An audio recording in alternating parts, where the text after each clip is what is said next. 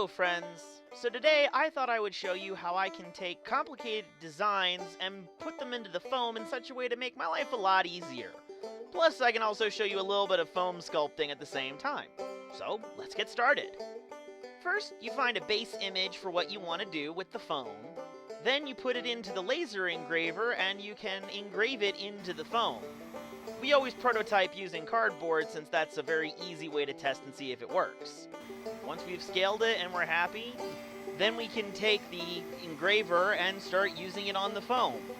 Now, you can do this with a laser cutter, but I recommend you double check what your cutter is capable of handling, since some of them react really badly to chlorine gas, and that's basically all the EVA foam is just expanded chlorine. But in this case, it's open air, so as long as you have good ventilation, you're fine. So you can see the base image has been engraved into the foam, so I can just take a razor blade and slowly cut it out of the foam, extracting all of the bits I no longer need, leaving behind the base shape that I actually want. So with a little bit of cleanup, and we're done! But even then, it's still pretty rough, so we're gonna hit it with a Dremel tool. I mostly end up using some high grit sandpaper wheels that help take the foam down pretty easily. I've not had a whole lot of luck with other grinding tools.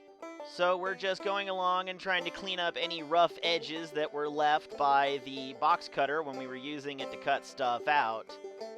Especially on curves, if you're not careful, you can sometimes get really rough, jagged edges unless you're able to maintain a smooth degree of careful in practice.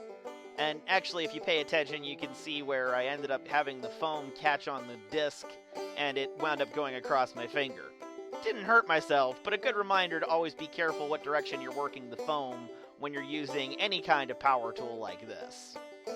So at this point, I'm going along each of the edges and putting a little bit of a bevel on them. This prevents it from looking too flat and makes it look a little bit more metallic, I've found.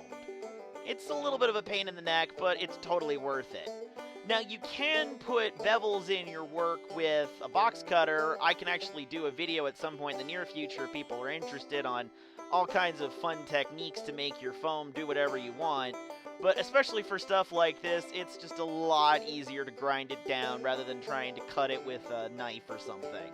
Another big thing to remember anytime you're doing anything with foam is if you're cutting stuff with a box cutter or some other razor blade, always remember to change blades or sharpen them because they will get dull very quickly. And the duller your blade, the more cleanup you're going to have to do later. But here's the more or less finished design. So now all you got to do is glue it in place and apply it to our main workpiece. You can see I've done some other stuff like cutting out these Roman numerals. I hope this helped you see how you can make complicated designs a lot easier on yourself rather than just tracing patterns or whatever. And I'll hope to see you all crafting soon. Yeah, that was a terrible pun. Anyway, have fun and happy crafting!